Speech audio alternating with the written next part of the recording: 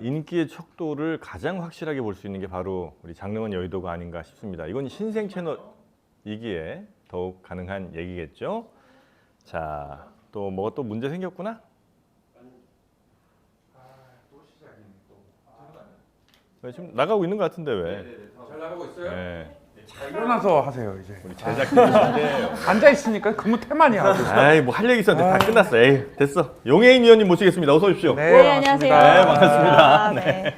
자, 그리고 오늘 함께 해주실 정치부의 최규진 기자님 어서 오시고요. 네, 반갑습니다. 네, 그리고 이상민 크리에이터 반갑습니다. 네, 안녕하십니까. 네. 개그 콘서트의 용해인 이상입니다.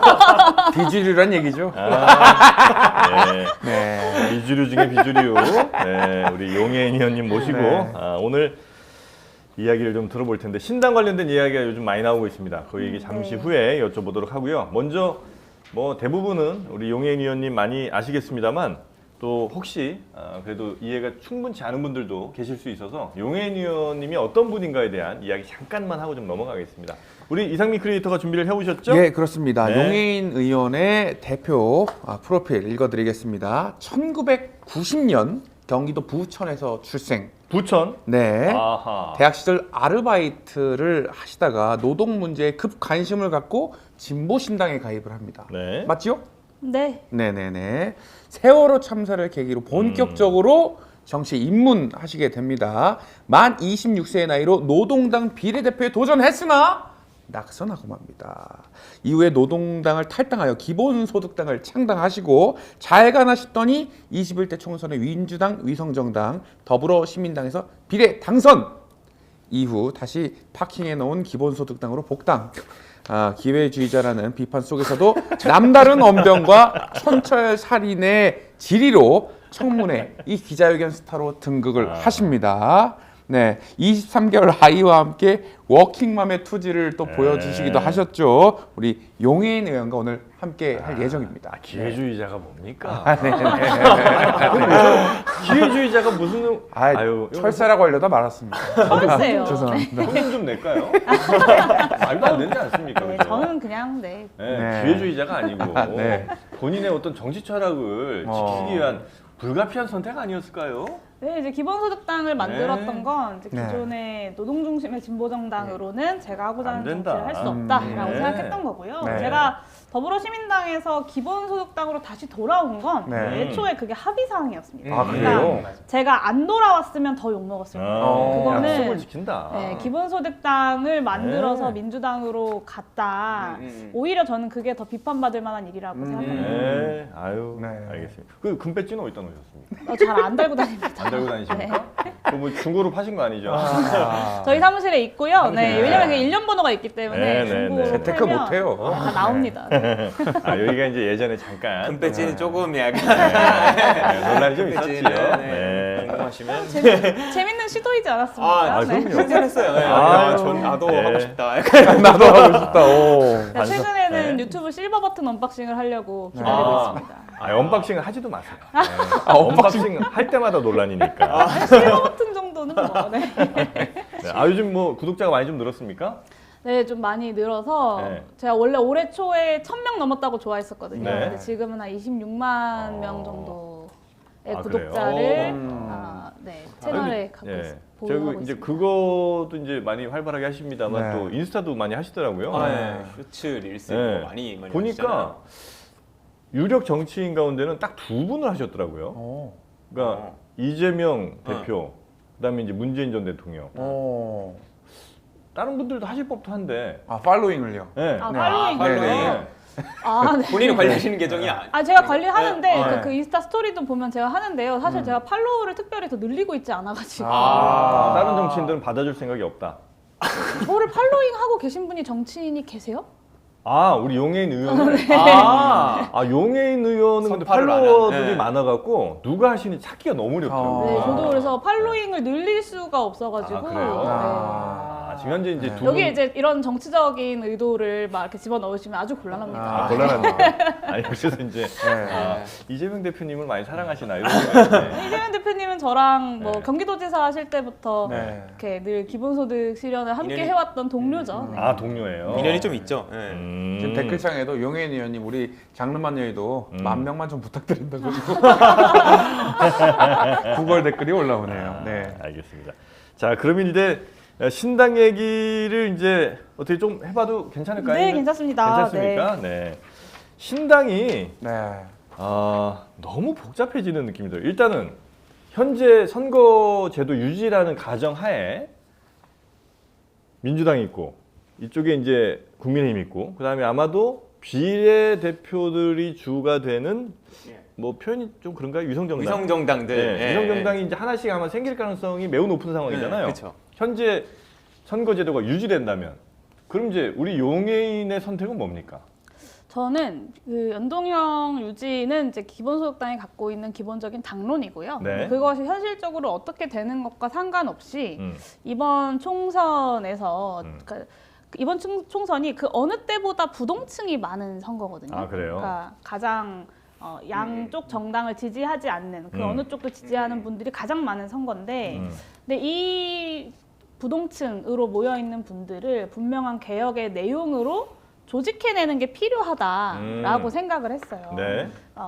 최근에 이제 여러 가지 제3지대 논의들이 등장하고 있지만 네. 이준석 신당이라고 하는 분명히 보수 세력의 확장을 목표로 하는 이제 제3지대 세력 신당이 있고 네. 그리고 이제 그냥 다양한 인물 중심의 제3지대 정당들이 있고 제가 하고자 하는 건 좀 더 분명히 개혁 과제들을 중심으로 이 부동층을 이렇게 모아내 보려고 하는 조직해 보려고 하는 그런 시도를 이번에 개혁연합신당으로 이번 총선에서 하려는 거고요. 그럼 위성정당들과 또 다른 신당입니까? 위성정당을 만드는지 안 만드는지는 각 그 거대 정당들이 결정하는 것에 달려 있는 거죠. 만들 거예요.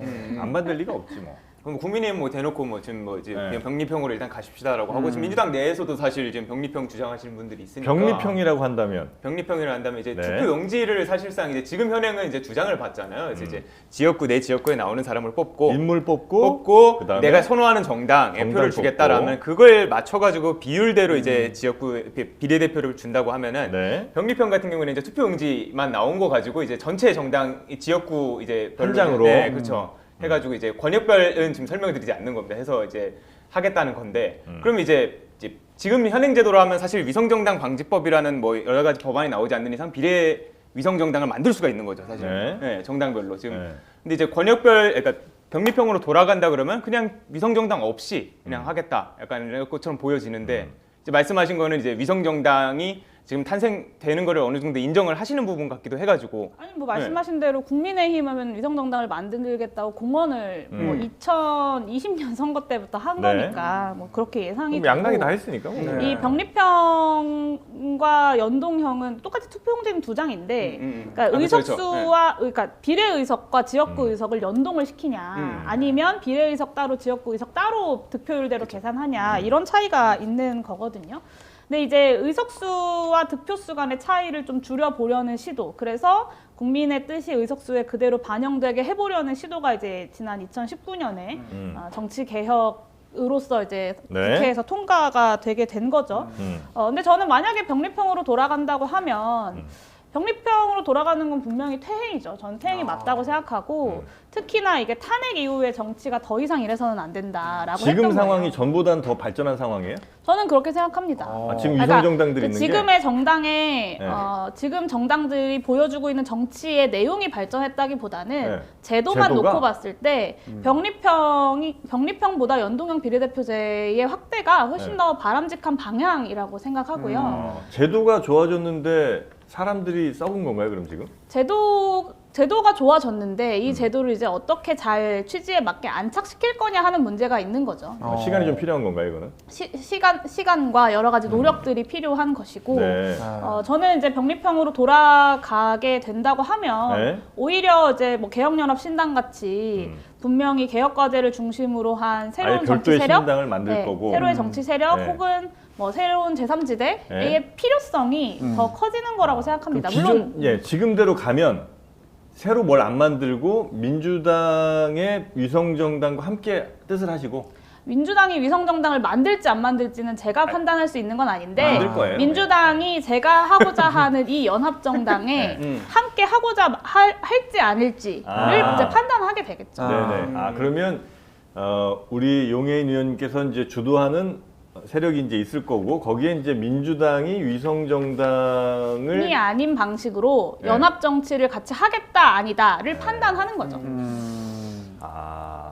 그러면 지금 이제 그냥 그동안의 정치인들의 행태를 그냥 미루어 짐작하는 데는 어쨌든 민주당 혹은 뭐 국민의힘이 양당의 세력 혹은 양당의 자기들의 세력을 최대한 늘리려고 할 거 아니에요, 그죠? 그걸 뭐 아니게 아주 양심적으로 가진 않을 것 같고 만약에 그렇게 간다면 자, 구도는 이렇습니다. 국민의힘 위성정당, 그다음에 민주당 위성정당, 그리고 아마 국민의힘과 국민의힘 위성정당의 별도로 아마 이준석 신당 정도가 있지 않을까라는 이제 추측을 하고 있고요. 그러면 민주당과 민주당 위성정당의 별도의 용해인 신당 정도가 생기는 게 아닐까라는 생각을 하시는 분들이 좀 있는데 네. 이 그림은 대충 맞습니까? 그러니까 위성 정당이라는 건 사실은 이제 국민의힘과 같은 정당인 거잖아요. 네네네네네. 그렇기 때문에 저는 이제 그걸 좀 배제하고 그렇게 가지 않을 그렇게 거다. 안 가는 것과 안 가는 것은 큰 차이가 없다. 근데 다만 저는 사자 구도로 선거를 치러야 된다라는 거예요. 그 사자가 사자가 누구누구인가요? 국민의힘과 더불어민주당 그리고 개혁연합신당과 이준석 신당. 이준석 신당은 이제 아마 그건 이제 기정사실이죠. 제가 기정사실이 봤을 땐 됐다. 돌아올 수 없는 강을 건넌 것 같고. 근데 사자에 정의당은 안 들어가네요. 일단. 그건 뭐 정의당이 새로운 정치의 뭐 내용이나 유의미한 이렇게 결과를 만들 수 있을지 없을지는 이제 지켜봐야 되는 건데 뭐 정의당과의 연대 연합도 저는 열려 있다고 생각하고요. 저희가. 네. 근데 이제 그 이준석 신당이 등장하면서 네. 그 부동층이 이준석 신당으로 많이 이렇게 정리되거나 혹은 흡수되는 것에 대한 우려가 있는 거고요. 네. 정확히 이 개혁연합신당에서 연대연합을 할 수 있는 대상을 우리가 고민할 때 첫 네. 번째가 윤석열 정부의 그 확대 재생산으로 이어질 세력과는 연대연합하지 않는다. 두 번째가 윤석열 대통령과 뜻을 같이 하면 우리는 거기는 못한다. 그러니까 그 맞나요? 윤석열 정부의 정권 재창출 네. 혹은 지금 집권 여당의 확대로 이어질 세력과는 함께하지 않는다라는 거고요. 이준석 대표는 스스로가 보수 세력의 확대 재생산이다. 네. 뭐 이렇게 이야기하잖아요. 네. 그리고 이제 유혈입성 이런 이야기를 많이 했었는데 내용 없는 제3지대가 우리가 역사적으로 보면 늘 보수 정당으로 귀결이 됐거든요. 그러니까 지금 안철수 대표가 국민의힘에 가 있는 게 네. 아주 자연스러운 일이죠. 그리고 지금 등장하는 보수 세력의 제3정당이라는 것도 결국에는 그렇게 귀결될 수밖에 없다는 거고 네. 그렇기 때문에 이 제3지대 혹은 부동층을 이 보수 세력들로 그냥 이렇게 정리되게 두는 것이 아니라 민주진보 진영의 승리를 위해서 개혁적인 과제의 내용들을 가지고 이렇게 모아내야 된다. 그래서 사자구도로 선거를 치러야 네. 이번 총선도 승리할 수 있지만 다음 대선에서 진보적 정권 교체까지 가능한 거다라고 생각하는 거죠. 네. 개혁이란 이제 단어를 굉장히 이제 사랑하신다는 느낌이 좀 드는데 네. 개혁이라는 건 이제 뭐가 문제가 있으니까 이거 중에 이거 뜯어 고쳐서 새롭게 요 방향으로 간다는 걸 거 아닙니까? 네네. 뭘 뜯어 고치고 어느 방향으로 가시는 거죠? 대한민국의 국가 전략을 새로 세우는 일을 해야 된다라는 국가 건데요. 전략을 새로 네, 지금 대한민국 정치의 가장 큰 문제가 뭐냐라고 네. 하면 저는 국가 전략이 사라진 거라고 전략이 없다 지금은? 네. 그러니까 그전엔 굉장히 있었나요? 뭐 최소한 소득주도 성장 같은 전략은 있었죠. 문재인 정부 시절 같은 때는 네, 그것의 뭐 성과나 혹은 그것이 뭐 적절했느냐, 혹은 그것이 부족했느냐, 더 했었어야 되느냐, 이것에 대해서는 여러 가지 가치 판단들이 있을 수 있지만 네. 최소한 국가의 전략, 그러니까 문재인 정부 하면 생각나는 게 딱 있잖아요. 소득주도 성장. 네. 근데 윤석열 정부 딱 생각하면 생각나는 거 있으세요? 뭐 기업의 좀 공산 자유로운 전체주의 높이고 정도가 조합 빠르게가 있지 않습니까? 예. 신속하게. 자유를 많이 좀 조합 빠르게가를 이제 국가 전략, 그게 국가 전략이냐고요. 자유를 많이 그러니까 제가 생각했을 네. 때 국가 전략이 없는 것이 지금 정치의 위기고 그럼 제가 생각하는 국가의 전략은 뭐냐를 좀 말씀드려야겠죠. 그 말씀 주시기 전에 네. 그러면 소득주도 성장에 대한 평가는 괜찮습니까? 저는 소득주도 성장의 방향이 틀렸다기보다는 네. 소득주도 성장의 내용이 좀 더 채워졌어야 됐다라고 생각하는데요. 그 문재인 대통령이 취임 첫 해의 60 네. 기념 행사에서 네. 60항쟁 기념 행사에서 일자리가 민주주의다라는 얘기를 하셨어요. 네. 근데 사실 이제 일자리를 통한 소득 분배만 이야기하다 보니까 사실 이제 지금의 일자리가 계속해서 불안정해지고 양극화가 심해지고 일자리 자체가 줄어드는 문제 네. 이런 시대의 변화에 좀 대응하기 어려웠던 측면도 있고 네. 자영업자들과의 관계에서의 갈등 문제도 잘 풀어내기 어려웠던 측면들도 있죠. 그래서 저는 일자리를 중심으로 한 시대의 패러다임이 변화하고 있을 때 이 일자리 중심의 소득 분배 정책이 아닌 네. 다른 방식의 소득 보장 정책들을 어떻게 설계할 것인가 이런 것들을 문재인 정부가 더 나아갔다면 네. 소득주도 성장의 성과도 저는 분명히 뭐 최저임금을 10,000원 가까이 올리고 했던 것들은 성과라고 생각하지만 조금 더 나아갈 수 있지 않았을까라는 아쉬움이 있는 거고요. 좀 쉽게 얘기하면 지금 그 전에 문재인 정부는 일자리 어떻게든 좀 많이 좀 만들거나 일자리 갖고 있는 사람들의 소득을 좀 더 높이는 방법으로 강제하는 방법으로 전체 소득을 좀 늘려서 소비도 좀 같이 좀 늘려보자 이런 게 이제 전략이었다면 네. 우리 용해인 의원님께서는 꼭 일자리가 있는 사람이 아니더라도 소득을 늘릴 수 있는 방법을 찾아보겠다 이런 말씀이십니까? 네, 그런 것이 필요하다는 거죠. 그러니까 소득이 만들어지는 방식을 일자리에만 가둬두게 되면 네. 앞으로는 일자리가 점점 더 사라질 줄어들 건데 텐데. 어떻게 국가가 운영될 수 있겠느냐에 대한 대책을 세워야 된다는 것이고 네네. 이제 지금 그러면 미래 먹거리가 뭐냐라고 모든 나라들에게 모든 정치인들한테 물어보면 다 에너지 전환이랑 기술 혁신이라고 얘기하잖아요.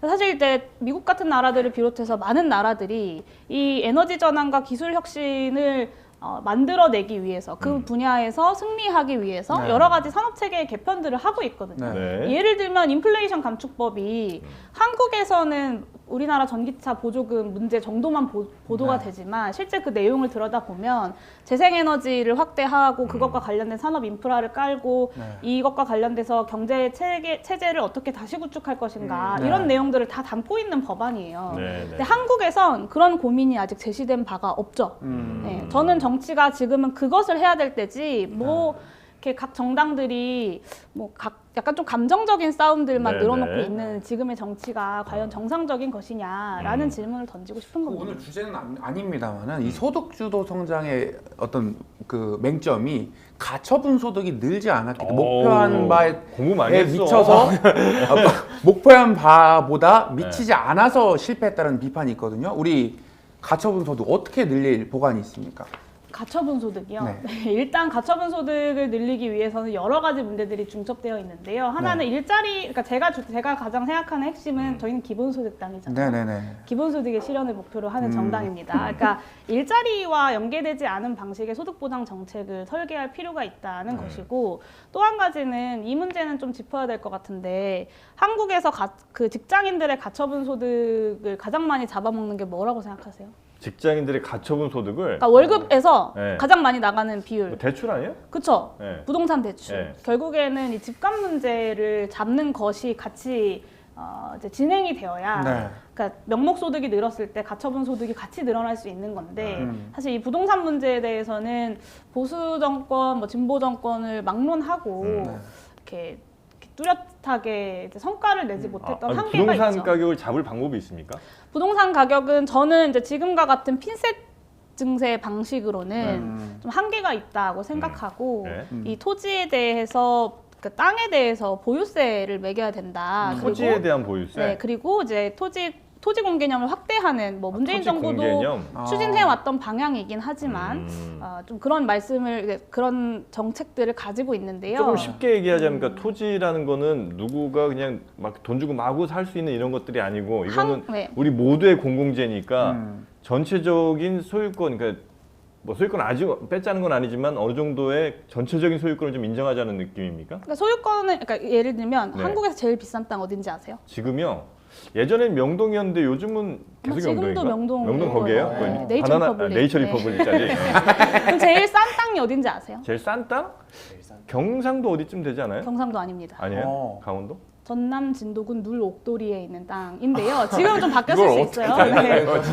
왔다 갔다 하니까 거기는. 네. 근데 이게 이제 뭐 100원대 막 이래요 평당. 100원이요? 네, 근데 이게 말이 좋아 100원대지 네. 사실은 그 매매되지 않는 땅이잖아요. 근데 전남 진도군 눌 옥도리에 있는 땅과 네이처 리퍼블릭 명동에 있는 땅이 뭐가 다르냐라고 하면 대한민국 토양은 다 똑같아요. 근데 다만 그 주변에 우리 사회가 인프라가 얼마나 뭐 많은 있는 거. 인프라를 네. 투자했느냐. 네네네, 그렇겠죠. 그러니까 이 토지를 갖고 있는 사람이 열심히 땅을 개간하고 네. 비옥하게 만들어서 발생한 수익이 아니라는 네, 거죠. 네, 네, 그러니까 분명하게 사회가 함께 투자한 인프라로 인해서 토지 가격의 격차가 발생하는 거고 네, 네. 그렇다면 이 토지에 대해서 우리가 개인의 소유권을 인정하면서도 이 토지에서 발생하는 이윤 혹은 토지의 가치의 일부분을 우리 사회 공동체 구성원들이 같이 제가 생각하는 건 이제 배당의 형태로 배당의 형태로 나눌 수 지금 이제 있어야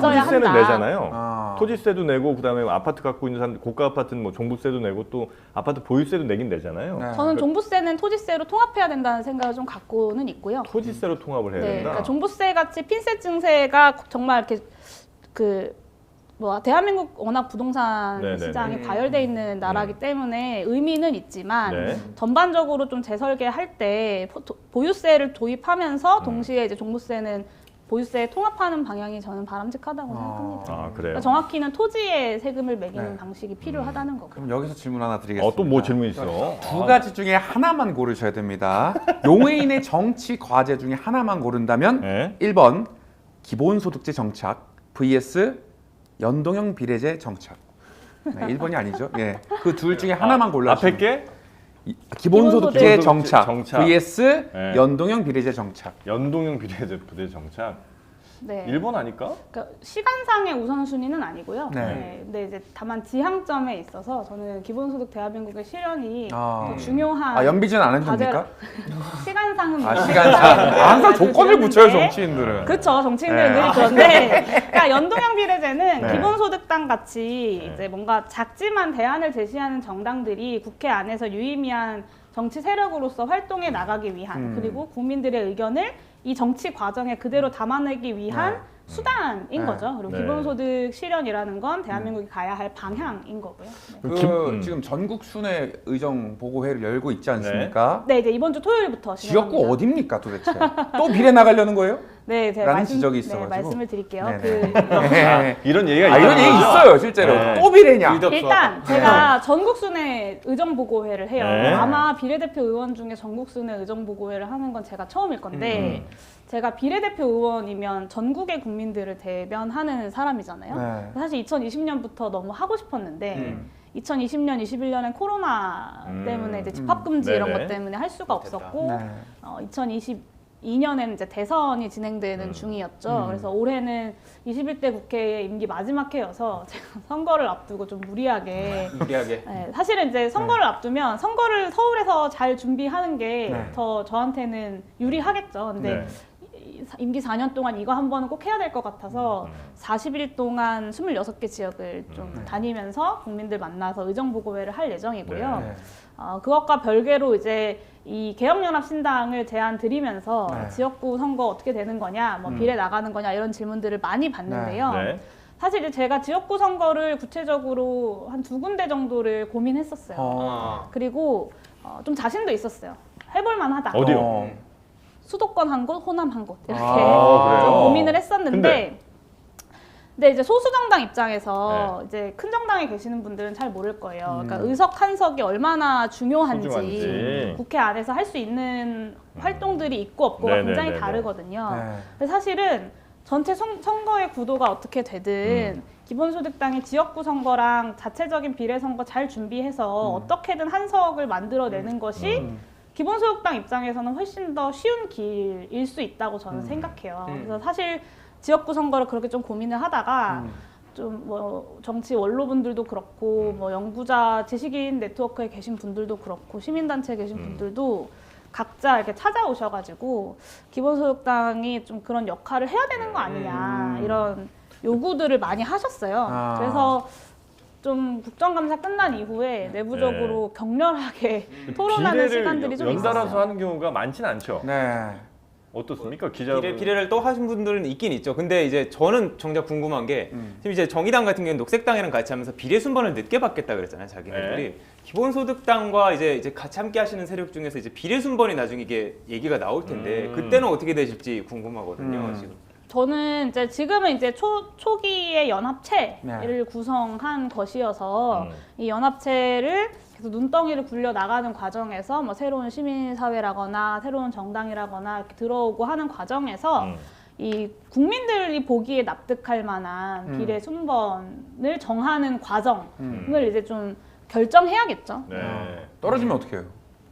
뭐 그거는 어쩔 수 없는 거죠. 그건 국민의 왜 선택인데. 아 죄송합니다. 조금 혹시나 모르지 않습니까? 그러니까 정확히 제가 네. 지난 금요일 기자회견에서 말씀드렸던 거 이제 딱 일주일 됐는데 네. 금요일 기자회견 끝나고 백브리핑에서 말씀드렸던 건 네. 지역구 출마를 닫아둔 것이 아니라 네. 지금은 이 개혁연합신당이라는 것을 구성하는 것이 먼저고 네. 그래서 이번 총선을 사자구도로 치러낼 수 있도록 판을 만드는 게 우선이다. 그래서 지금으로서는 특정한 지역구 선거를 준비하지 않는다는 거예요. 그러니까 사실 제가 지금부터 저 개인만 놓고 보면 지금부터 지역구를 정해서 거기에 맨날 가서 지역분들께 인사드리고 뭐 피켓 들고 인사하고 시장 찾아다니고 하는 게 저에게 훨씬 이길 수 좋은 있으나. 일이죠. 근데 네. 지금은 이제 민주진보 진영 선거 전체를 봤을 때 네. 이 판, 사자구도의 판을 짜는 게 더 중요하다고 판단을 하는 거죠. 사실 뭐 기본소득당 같은 경우에는 이제 전 거의 대부분 당원분들이 간부화가 돼서 이제 모두가 함께 뛰시잖아요. 방에 가 보면은 그 당원분들이랑 같이 이제 보좌진 분들이 이제 용해 의원님을 의정 활동 많이 도와주시는 거 보면은 네네네네. 되게 혼자서 싸우는 게 좀 외로웠을 수도 있겠다라는 생각이 들기는 소수 정당으로서 약간 그런 생각이 좀 든 적도 있긴 있는데. 제가 가장 외로울 네. 때 이제 본회의장 가 있을 때. 아, 네. 왜냐하면 그러니까 말씀하신 대로 저희는 이제 팀으로 그러니까 네. 같은 문제의식을 공유하는 세계관을 공유하는 사람들이 이제 팀으로 하고자 하는 바가 명확한 정당이거든요. 그러니까 기본소득을 실현하겠다는 것을 목표로 모여 있는 사람들이니까. 근데 이제 그래서 이제 같이 있으면 별로 외롭지 않아요. 되게 뭐 늦은 야근도 즐겁게 하고 물론 저만 즐거울 수도 있지만 네.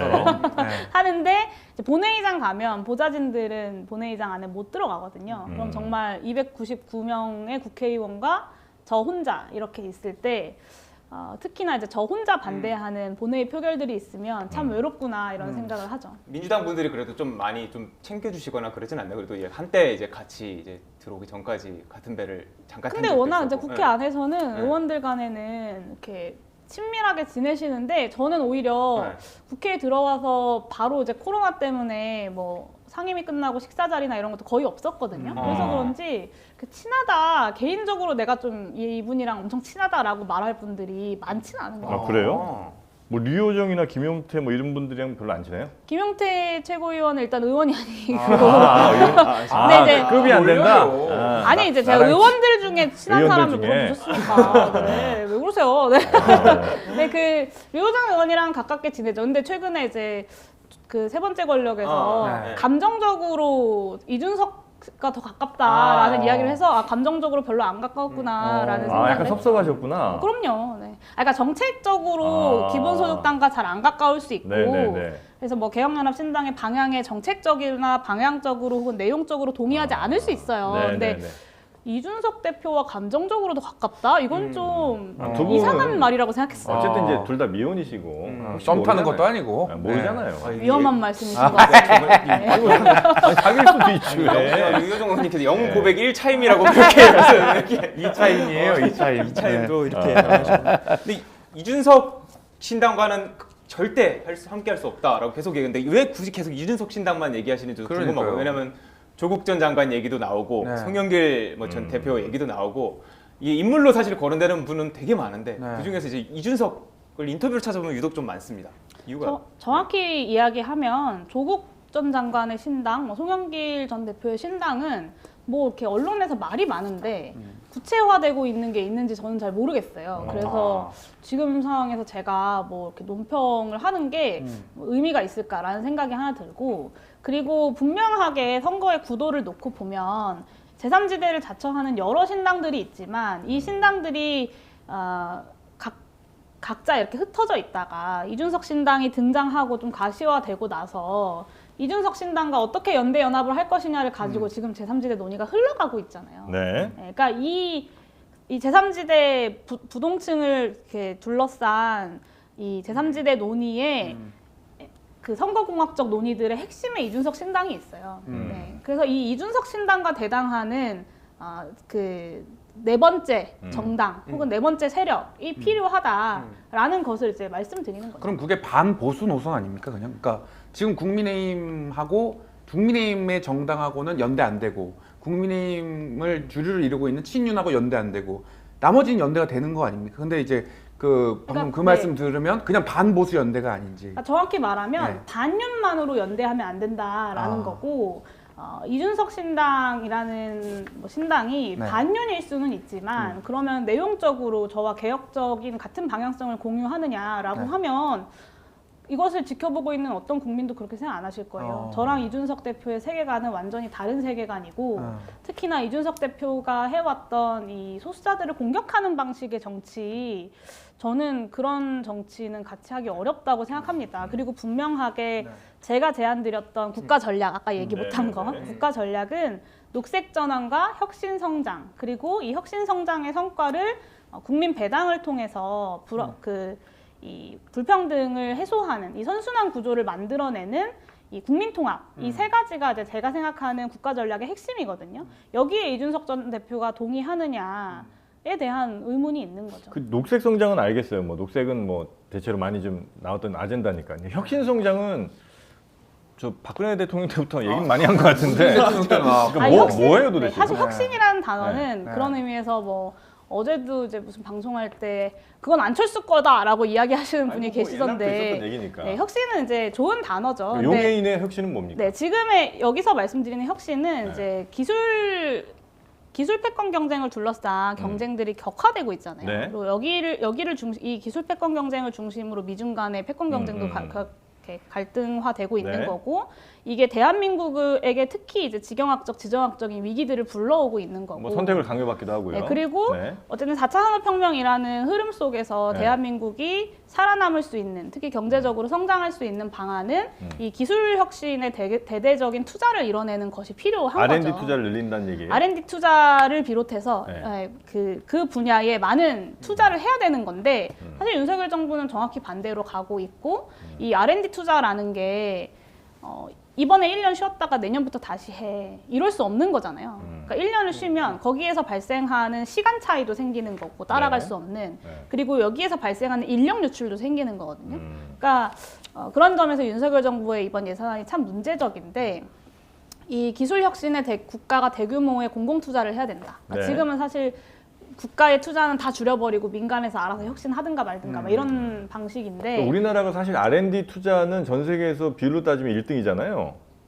현재는 줄인다고 하더라도 그보다 그래서요? 훨씬 더 늘려야 된다는 말씀이세요? 네, 저는 국가가 아주 대규모의 공공 투자를 해서, 그러니까 예를 들면 그게 효율적이긴 할까요? 예를 들면 저는 효율적이라고 생각합니다. 미국 같은 경우는 기업들이 이제 어마어마한 자본을 통해서 이제 R&D를 각자 이제 각계 전투들을 많이 하면서 경쟁을 통해서 효율적으로 이제 나아가고 있는 방향인 거고 네. 우리 같은 경우는 사실 국가기관이나 이런 R&D 센터 같은데 사실은 그 어느 나라보다 많이 하고는 있는데 그보다도 훨씬 더 많이 해야 된다 말씀이신 거죠? 그러니까 과거의 예들을 좀 보면 네. 대한민국도 그렇고 뭐 해외 사례들도 그런데요. 그러니까 대한민국이 경제 성장을 가장 빠르게 했던 시기를 돌이켜 보면 박정희 정권 때 경제개발 5개년 계획 같은 거 세워서 국가가 네. 주도적으로 이 도로도 놓고 뭐 산업단지도 세우고 했던 거였어요. 네. 그리고 이제 아폴로 프로젝트 같은 거 미국이 이제 달에 막 보내고 할 때 그걸 이제 국가가 주도해서 이제 기술 개발을 막 한 거잖아요. 네. 그리고 거기에서 발생한 뭐 인터넷이라던가 다양한 기술 발전의 결실들이 지금까지도 이어지고 있는 거죠. 그러니까 역사적으로 볼 때도 뭔가 이렇게 시대를 좌우하는 이제 네네네. 경제 성장과 기술 발전이라는 건 결국엔 국가가 다 했던 거고 이 국가가 주도하지 않고 민간에게만 맡겨둘 수 없다는 것이 네. 제가 얘기하는 게 네네. 아니라 많은 경제학자들 뭐 해외에서도 이야기하고 있는 부분들인 거죠. 근데 제가 다른 거 딱 한 가지가 이 혁신의 결실을 기업들이 그냥 다 가져가게 두는 게 아니라 국민 배당을 통해서 네네. 국민의 세금으로 투자를 한 것이니 다시 국민들에게 일정 부분의 몫을 돌려주자. 올려드려야 된다. 이것을 통해서 국민 통합을 이뤄내자. 네. 이거 한 가지가 다른 거예요. 네. 그 4차 산업 시대를 이제 강조를 많이 하시니까 이전에 예를 들면 1, 2차, 3차까지는 굉장히 기술이라는 게 많이 이제 표준화된 무언가가 이제 꽤 많은 부가가치를 창출을 하고 그다음에 공장이든 뭐든 이제 표준화된 무엇인가가 굉장히 우리에게 많은 그걸 이제 누가 더 정밀하게 누가 더 효율적으로 뽑아내느냐가 이제 핵심이었다면 이제는 앞으로 어느 방향으로 갈지에 대해서도 사실 국가가 정하는 것보다는 아마 기업들이 굉장히 자유로운 방향, 특히 이제 AI도 아마 비슷할 텐데 그런 방식으로 그러니까 기업들이 자율성을 갖고 R&D를 각자 가장 효율적인 방법으로 투자를 해서 가장 좋은 부가가치를 끌어내는 게 맞는 건가? 아니면 국가가 이전과 같은 방식, 70년대, 80년대, 90년대 성장했던 방식으로 계속해서 국가가 자본 투자를 해갖고 여기에서 뭔가 나오는 걸 그 기술을 같이 기업들이 공유하고 이런 방식으로 가는 게 맞는 건가? 여기에 대해서는 좀 논란이 많을 것 같은데요.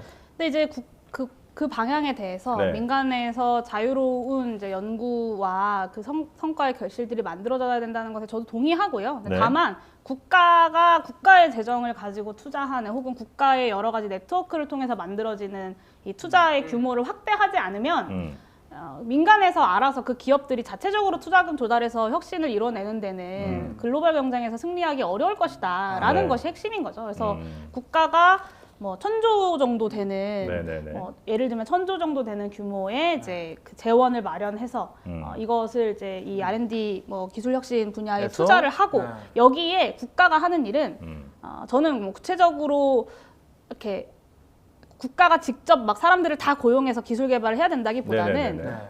지분권을 설정하자라는 지분권이요? 거예요. 국가의 공유 지분권. 네. 그러니까 국가 대 기업이 네, 국가가 투자를 하면 네. 그 투자를 한 만큼 원래 배당이 나오잖아요. 네네. 그래서 이 투자한 금액에 대해서 국가의 지분권을 설정하고 이 지분권에서 발생한 배당, 그러니까 주주들이 받는 것 같은 배당이죠. 네네네. 이 금액을 국민들께 국민 배당으로 돌려드리는 아. 새로운 국가의 모델을 마련하자는 것이고 음. 이게 이제 요즘에 많이 회자되는 뭐 기업가용 국가의 어떤 한 형태인 거죠. 네. 이게 다만 말만 들으면은 배당.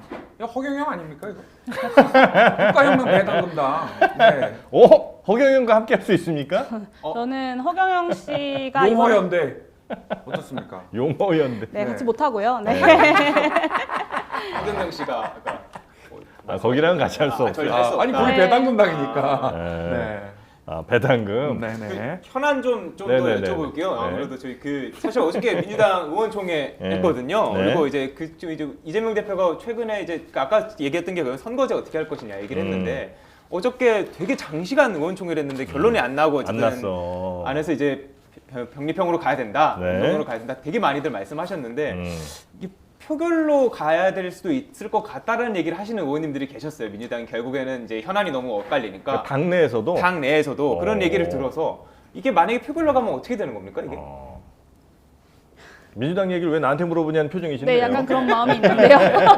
특히나 이제 네. 민주당에게 이 연동형 비례대표제의 어떤 앞으로의 이제 계속해서 네네네네. 존립할 수 있느냐 없느냐의 여부가 달려 있다는 것에 동의합니다. 그래서 민주당이 결단해야 된다고 생각하고 사실 연동형 비례대표제라는 게 아까 말씀드렸던 것처럼 탄핵 이후의 정치 이대로는 안 된다라고 해서 탄핵당했던 그 정당을 제외한 모든 정당들과 시민사회가 합의해서 만들어낸 개혁안이거든요. 근데 이거를 다시 그 이전으로 돌린다라는 건 탄핵당했던 그 세력이 정치적으로 복권하는 것을 의미하죠.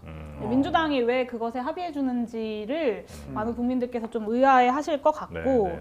그리고 사실 연동형 비례대표제가 지난번에는 이제 캡이 씌워져 있기도 하고 그렇죠. 네. 여러 가지로 캡이. 완전히 시행되기 좀 어려운 네. 측면들이 있었습니다. 그리고 선거 직전에 만들어진 선거제도이기도 했었고 그래서 이번에 사실은 이 제도가 잘 안착될 수 있는지 없는지를 판가름하는 척도가 될 수 있을 텐데 네. 그런 기회조차 없이 네네네. 병리평으로 돌아가게 된다고 하면 참 네, 그것은 태행이다라고 태행이다. 분명하게 네. 말씀드려야 될 것 같고요. 네. 근데 이것을 뭐 민주당 내에서 의원총회에서 표결을 하니 많이 하는 건 제가 논평할 만한 네, 일은 아닌 아닌 것 같다. 같습니다. 네. 민주당의 가장 큰 문제점은 뭡니까? 민주당. 아니, 민주당이 저는 윤석열 정부의 여러 가지 태행들을 막는데 중요한 역할들을 해왔다고 생각해요. 네네. 가장 의석수가 많은 정당이기도 네네. 하고 또 대한민국의 이제 민주주의를 지키고자 했던 정당으로서 그런 방파제 역할을 하는 것을 저는 부정하지 않거든요. 근데 약간 좀 결정적인 타이밍에 좌고우면 할 때들이 있어요. 확실하게 나가지 못하고 네, 예를 들면 네. 그런 겁니다. 이 작년에 예산안 심사할 때, 네. 작년에도 예산안 심사할 때 얼마나 말 많았습니까? 문제 제기도 많았고 그때 윤석열 정부 지금보다 더 아나무인처럼 막 준예산 간다. 근데 네네. 이제도 지금도 슬슬 준예산 얘기 나오는 것 같은데 준예산 간다. 뭐 이런 식으로 적반하장식으로 나오고 할 때 저는 준예산에 대한 책임은 그러면 윤석열 정부가 져야죠. 근데 이게 두려워서 사실은 예산안을 어느 정도, 그러니까 대규모 부자 감세 법안, 법인세 감면 법안들을 이제 더불어민주당이 결과적으로 합의해서 통과가 되었잖아요. 뭐 네. 이런 게 이제 좀 결정적인 타이밍에 좌고우면 하는 모습들이고. 그게 혹시 저 현실 정치에서 예를 들면 물론 말은 자, 지금 민주당 입장입니다. 예를 들면 뭐 야 윤석열 대통령 저 탄핵시키고 그냥 이 정당 없애버리고 뭐 이렇게 하면 속은 시원할 수는 있으나 어쨌든 일당이고 현재 여당인 이 당과 계속해서 뭔가를 합의를 하고 그래서 나오는 어떤 결과가 결국은 이제 국민들의 삶에 그래도 조금이라도 도움이 된다면 이거 좀 힘들고 조금 더럽더라도 그냥 해야 될 경우들이 이제 현실 정치에서는 있을 수 있잖아요. 그쵸. 네, 그러다 보니 용해인 의원 보실 땐 좀 답답하거나 좌고우면하는 것 같지만 사실은 그게 어쩔 수 없는 정치의 한 부분일 수는 있는 건 아닐까요? 그러니까 그것의 전제는 저 동의하는데요. 네, 네. 그것의 전제는 이렇게 하는 것이 부족하지만 국민들에게 그래도 지금보다 나아지는 네. 도움이 된다면 인 거죠. 네. 근데 작년에 예산안이 대규모의 법인세 감면 법안이 과연 그런 결과였냐. 지금 우리가 60조 세수펑크를 마주하고 있는 것 아닙니까? 네네네. 네, 그래서 저는 이제 노란봉투법이나 뭐 중대재해처벌법 같은 게 원안에 비해서 많이 후퇴했다는 비판적 의식을 갖고 있지만 그 법안들을 표결할 때 한 번도 반대한 적이 없어요. 왜냐하면 그럼에도 불구하고 그 법안이 통과되는 게 네. 국민들의 삶에 나아지는 것이기 때문에. 네네. 근데 아주 결정적인 원칙 네. 이 흔들리는 순간들 혹은 원칙이 무엇인지를 알 수 없는 순간들이 있었던 거고 개혁연합신당을 통해서 하고자 하는 건 이 네. 민주당, 뭐 정의당도 포함되는 민주진보 진영을 분명한 개혁의 원칙으로 견인해내고자 하는 역할을 하겠다는 것이죠. 뭐 말꼬리 잡는 건 아닌데 그 60조 세수펑크 같은 경우도 예를 들면 작년 같은 경우가 이제 부동산이 굉장히 뭐 예를 들어 하락일 때 2022년이나 2021년 하락일 때는 부동산 거래에 따른 세수가 이제 엄청나게 좀 들어오잖아요. 근데 지금 같이 거래 건수가 거의 뭐 5분의 1 토 막 이렇게 이제 나는 상황이 되면 어쩔 수 없이 그 큰 포션이 많이 좀 줄어들기도 하고 법인세 같은 경우도 우리나라 법인세 중에 사실 따져보면 삼성전자가 반도체 잘 될 때는 거의 절반 이상을 차지하기도 하는데 법인세 전체 우리나라 기업 법인세 전체의 절반을 차지할 정도가 되기도 하는데 지금 이제 반도체 상황이 너무 좀 안 좋으니까 거의 뭐 적자까지 이제 얘기 나올 정도니까 사실 그게 훅 떨어지면서 법인세도 이제 훅 많이 좀 줄어든 측면이 좀 있지 않습니까? 그렇죠. 그게 훅 떨어질 것이라고 예측을 했는데 네. 실제로 법인세 세율까지 깎아준 거죠. 그래서 그러니까 예측하는 부분이 그러니까 경제의 하강으로 인해서 세수가 줄어드는 건 네. 그럴 수 있어요. 네. 그거 말고 이건 분명하게 대기업들에게 세율을 깎아주는 법안을 통과시킨 거고 그게 그냥 경기가 안 좋아서 이게 이만치 감소했다라고 이야기할 수 없는 부분이 있는 거죠. 그리고 네. 사실 이제 문재인 정부를 가장 많이 공격했던 윤석열 정부가 이제 대통령 선거하면서 가장 많이 공격했던 부분이 사실 부동산인데 부동산 관련된 세수가 그렇게 줄어들 줄 몰랐나요? 그래서 종부세의 그 공정시장 가액 비율을 그렇게 낮췄나요? 뭐 다 알면서 사실 종부세 깎아주고 공정시장 가액 비율을 낮추고 한 건 아닙니까? 그런데 세수펑크가 60조가 났다는 것이 이제 문제의 핵심인 거고, 그러니까 시장의 이 오르락 내리락과는 별개의 이 감세 정책들을 계속해서 추진해 오면서 네. 불러온 이 세수펑크의 어떤 안타까운 상황이라는 것이 있는 거죠. 근데 네네네. 저는 그러면 최소한 정부가 뭐 추경을 하든 감액 추경을 하든 뭐 국채를 발행해서 재정을 규모를 유지하기 위한 노력을 하든 이런 걸 해야 되는데 이런 노력이 하나도 없이 일단 수치상의 부채로 잡히지 않는 돈들을 다 갖다 끌어다 쓰면서 국가 부채 비율 관리하고 있다라고 약간 눈 가리고 아웅을 하고 있고 실제로는 지방 정부들에게 이 부담 다 떠넘기고 있는 이런 상황은 정말 좀 큰 문제라고 생각합니다. 네, 지금 여야 대치가 굉장히 심하지 않습니까? 여기서 제가 사지선다로 아유, 질문드리겠습니다. 사지선다. 네. 22대 국회 여야 대치 책임이 가장 큰 사람 선택해 주시면 고맙겠습니다. 책임이 가장 큰 사람. 큰 사람. 1번 부산 엑스포 유치 이거 실패된 거는 모두 내 탓입니다. 아유, 대통령 사과하시다. 윤석열입니다. 네, 사과하는 아이, 모습. 참, 이거. 눈앞에서 보니까 되게 그렇습니까? 감동적이네요. 네. 2번 바보야 이게 장르만 여의도야. 바보야 이게 장르만 여의도야 한동훈 장관. 3번 제가 사퇴하더라도 제2의 이동관이 나올 겁니다. 이동관. 이동관. 예, 여보세요? 네. 누가 구속됐다고? 사법 리스크 이재명. 네, 자 이렇게 네. 지금 여야 대치가 극한 상황으로 가는 이유 가장 큰 책임 누구에게 있느냐? 윤석열 대통령한테 있죠. 아 그렇습니까? 이유가 어떨까요? 성대모사 잘해서. 제일 똑같아서 그런 거 아닌가요? 약간 그런 아니 게 이거 있는- 너무한 거 아닙니까? 이거? 부산 엑스포 잘 해주셨어야죠 그러면은. 내가 무슨 책임이라고 그래? 무슨 책임이 있어 내가 그거. 기본적으로 근데 자세도 이렇게 막 네. 똑같이 해야 돼요. 여보, 사랑해! 여보 사랑에 나왔고요. 이 백 어떻게 됐죠? 뭐라고요 저? 아니 진행자가 그렇게 편향적으로 하면 됩니까? 아니요. 아나참 이거. 어디가 니- 그래서 특검 거부권을 쓰십니까? 뭐라고요? 특검 거부권을 쓰십니까? 제가 말을 잘 못 알아듣거든요. 근데 오늘 점심 뭐야 이거? 매우 중요합니다. 네. 아, 네. 윤석열 대통령의 책임이 가장 크다. 그러니까 기본적으로 국정 운영의 책임은 네. 일차적으로 대통령이 뭐 그렇겠죠. 네, 무한 네, 책임을 네, 네. 지는 거고요. 그리고 제가 국회에서 제가 문재인 대통령 때도 야당이었고 네. 지금도 야당인데 이렇게 국회를 존중하지 않는 음, 여당 국무위원들 그리고 대통령 처음 봐요. 처음 보셨어요. 네, 정말 상임위 분위기가 달라요. 그러니까 제가 이전에 전반기 때는 문재인 정부 때는 이제 기재위에 있었어요. 근데 홍남기 부총리랑 저랑 생각이 같을 리가 있겠습니까? 엄청 제가 싸우시죠 그때. 그때 추경 그 재난지원금 네. 논의할 때도 정말 엄청 이렇게 서로 음. 비판하면서 논쟁도 했었고 기본소득 관련돼서도 이제 입장이 다르고 홍남기 부총리도 면전에서 자기 반대한다고 하고 그리고 이제 뭐 국회 본회의장 표결에서도 제가 299대 1로 민주당, 정의당까지 다 선별복지 이야기할 때 저만 이제 보편지원금 얘기하면서 싸우고 했었거든요. 근데 그래도 상호간에 존중하면서 대화는 했어요. 근데 지금 윤석열 정부 들어서 국무위원들이 정말 국회에 대한 존중이라고는 찾아볼 수도 없고 여당이 우리는 이 회의 안 갈 거야라고 하면 국무위원들도 회의 안 나오고 김행 장관 후보자가 청문회 하다 막 도망가고 런행. 네, 또 심지어는 저는 그것도 굉장히 좀 화가 나는 해명이었는데 네. 바이든 날리면 사태 때 네. 날리면이라고 주장하면서 네. 그 앞에 이 땡땡 뭐 이런 욕설이 아, 있었거든요. 그렇죠. 아니 뭐 날리면이라고 해명할 수 있어요. 뭐 그거는 뭐 듣는 국민들이 판단할 일인데 그 이 땡땡에 대해서 대한민국 국회에 대해 한 말이라고 하는 거예요. 그게 말이 되는 해명인가요? 아. 저는 근데 국회의장님께서도 그렇고 이런 것에 대해서 문제 제기하지 않고 넘어간 것이 참 이렇게 국회 그러니까 어떤 상권 분립이 되어 있는 나라에서 네네. 입법부가 참 적절하지 않았다 이런 생각을 좀 하는데요. 국회 지난 작년 이제 그 네. 시정연설 때 대통령께서 오셨고 민주당은 안 들어왔잖아요. 그래서 저 그때 들어가 있었는데 악수를 그래서 그때 비교섭 단체 의원들하고 하셨어요. 그때 악수하면서 제가 국회를 좀 존중해 주십시오 이렇게 말씀드렸거든요. 네.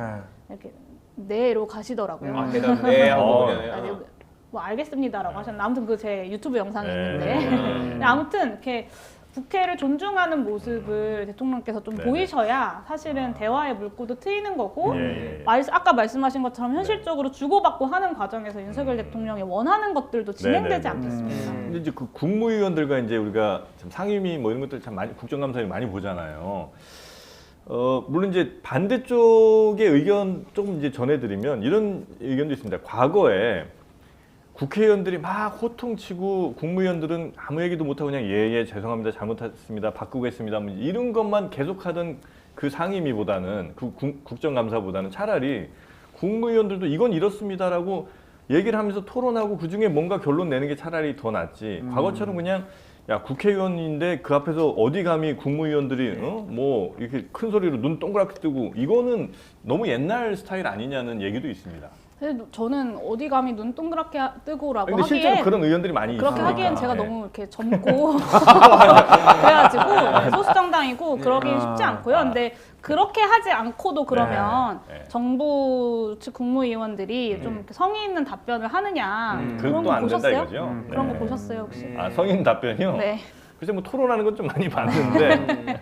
그 네.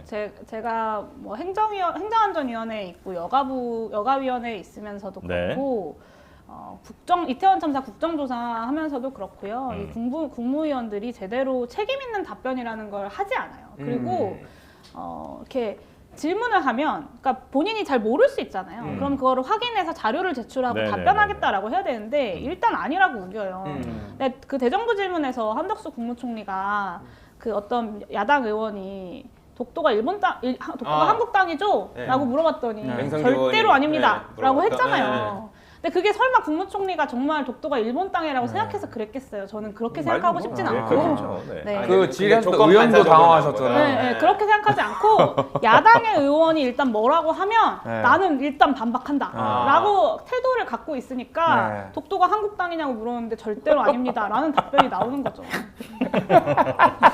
네. 저는 그게 국회를 대하는 되게 상징적인 아. 장면이라고 봅니다. 네. 그리고 저 속보 하나 먼저 전해드리자면 이동관 방통위원장이 이제 사의를 표명했다는 얘기를 저희가 이제 좀 전 브리핑에서 이제 전해드렸는데 윤석열 대통령이 그걸 재가를 했답니다. 야, 그러니까 상황이 어떻게 네, 됐냐면 안녕하십니까. 조금 전에 백수가 됐습니다. 이제 저는 공산당 같은 기관지 언론들 쳐다도 보지 않겠습니다. 네. 윤석열 대통령은 왜 사의를 근데 이렇게 바로 재가를 하신 거예요? 그거는 점심 먹으면서 차차 생각해보겠습니다. 혹시 이제 총선 출마 준비하시나요? 제가 백수라서 잘 모릅니다 그런 거. 네. 네.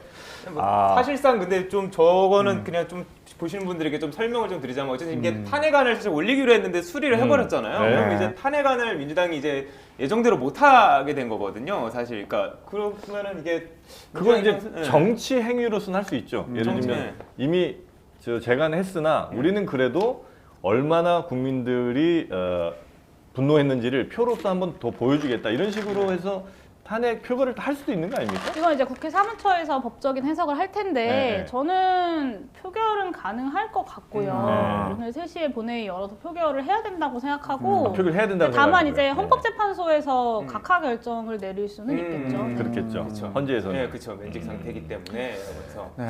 이게- 시간이 시간이 좀 너무 많이 지났군요. 시간이 지나가지고요. 이동관 네. 저 방통위원장 사의에 대해서는 옳은 일이라고 판단하시고요. 아니면 탄핵을 당했어야 된다고 생각하십니까? 저는 탄핵을 당할 거라고 생각하기 때문에 도망간 거라고 생각합니다. 이건 런동관이다. 런던관. 네, 제가 그런 표현을 쓰진 않았지만 네. 네, 최근에 이제 뭐 YTN 연합뉴스 그 재승인 네. 관련돼서 네네. 내린 결정도 탄핵을 좀 의식한 거 아니냐 네. 이런 이제 보도들이 많이 네. 있지 않았습니까? 근데 다른 사람이 오면 더 좋아질까요? 뭐가요? 언론 상황이요? 예를 들면 뭐 지금 이동관 방통위원장이 물러나고 네. 누군가가 이제 와요 다시. 제2의 이동관. 뭐 그럴 수도 있는 거 아닙니까? 네. 뭐 제2의 이동관, 제3의 이동관이 오겠죠. 윤석열 대통령이 어쨌든 언론을 장악하겠다는 꿈을 버린 게 아니기 때문에 그렇다면 달라질 게 별로 없는 건 아니에요? 최소한 네. 지금 막무가내로 펼쳐지고 있는 네. 것들의 일정 부분 좀 브레이크를 한번 걸었다? 한번 걸었다는 음. 의미가 있죠. 알겠습니다. 마지막 질문 하나만. 시간이 정치인 짧게. 용해인에 대한 질문입니다. 용해인에 대한 용해인이 살아가면서 가장 오해를 풀고 싶었던 순간 사지선다. 오해를 풀고 사지선다? 네. 오해를 억울했던 풀고- 일. 억울했던 마지막 질문입니다. 억울한 짧게 게 갑니다. 네. 1번 문재인 전 대통령이 대선 출마할 때 야 때려쳐라 때려쳐 SNS에 글 올렸던 일. 진짜로. 2번 유튜브로 2012 금배지 년인데? 언박싱하면서 신나했던 일. 그건 그럼 좀 이따 좀 아까 3번. 예. 개그맨 정현돈 닮았다는 얘기 들었던 일. 에이. 네. 그럼 말도 안 되는 얘기를 하세요. 4번 공항 공항 얘기는 하지 말라고 내가 아까 시작 전에 얘기했잖아요. 공항 얘기 안 된다고 내가 몇 번 공항에서 얘기합니까? 비행기 탔던 일. 네. 공항에 비행기 타니? 네네. 탈 수 있잖아요. 비행기는 순방 공항에 가야죠 또. 에이. 네. 그 공항 그 얘기는 하지 마세요. 죄송합니다. 분명히 저는 이제 순방은 경보하기. 안 다니고요. 예. 네. 그 네. 문재인 대통령 관련된 글은 2012년 대선 때일 텐데요. 그때 일단 몇 번인지 골라주시고. 네. 네, 이제 4번이죠, 4번. 4번. 공항에서 비행기 탄 게 왜? 그러니까요. 네. 제가 좀 이렇게 티켓팅 했는데. 그 얘기 아니라니까요. 아. 그 얘기는 왜 하세요? 네, 그렇게 그냥 얘기하고 싶었어요. 하지 마. 하지 마. 에이. 저희는 아무 관련이 없습니다. 공항 그 얘기는 네. 하지 마세요. 네, 그래서 제가 좀 당시에 네. 이렇게 뭐 여러 가지 물론 이제 해명을 하자면 해명할 수 있는 부분도 있겠지만, 그럼요. 예. 근데 이렇게 여러 가지 좀 적절하지 않은 판단, 뭐 제가 좀 에이. 오바를 했다거나 이런 적절하지 않은 판단들이 있었다고 네네네. 생각하고요. 또 네. 국민 눈높이에도 맞지 않는 지점이 에이. 있었다고 생각합니다. 네. 어쨌든 이건 국회의원이시니까 네. 반복되는 사과도 아마 뭐 필요하실 때도 있긴 네. 있을 텐데 네. 너무 그건 좀 아 댓글에 너무했다. 있었어 댓글에. 아 댓글 얘기는 있었지. 민심을 막을 수 없습니다. 민심을. 네. 뭐 그래서 어쨌든 윤심도 못 이겨요, 윤심은. 만들지 말았어야 할 논란을 제가 만든 것이 맞고요. 네. 참 송구스럽게 생각합니다. 네. 네, 알겠습니다. 알겠습니다. 아, 마무리 이렇게 또 조심스럽게 하고 끝내면 어떡합니까? 이러면 또 부들부들하시면서 다음에 또 오시지 않을까? 기분 좋게 그런 기분 좋게 네, 보내드려야 소림이었습니다. 되는데. 네. 아, 알겠습니다. 여튼 뭐 오늘 또 뒤에 일정이 있으시니까 우리 용혜인 위원님은 여기서 좀 보내드리고 네, 오늘 어떻게 요 정도 마무리해도 괜찮을까요? 네, 제가 개인적으로 정영진 씨 굉장히 큰 아, 진짜요? 팬이어서 굉장히 즐거웠습니다. 저도 3%. 개인적으로 너무 팬입니다. 아니 이렇게 다 해놓고 우리 따로 한번 좀 봐요. 네, 좋습니다. 네. 자, 그러면 우리 용혜인 위원님 오늘 여기서 보내드리고요. 아, 그리고 함께해주신 우리 이상민 크리에이터 그리고 최규진 기자님도 고생 많으셨습니다. 감사합니다. 네, 위원님 고맙습니다. 고맙습니다. 고맙습니다. 네, 고맙습니다.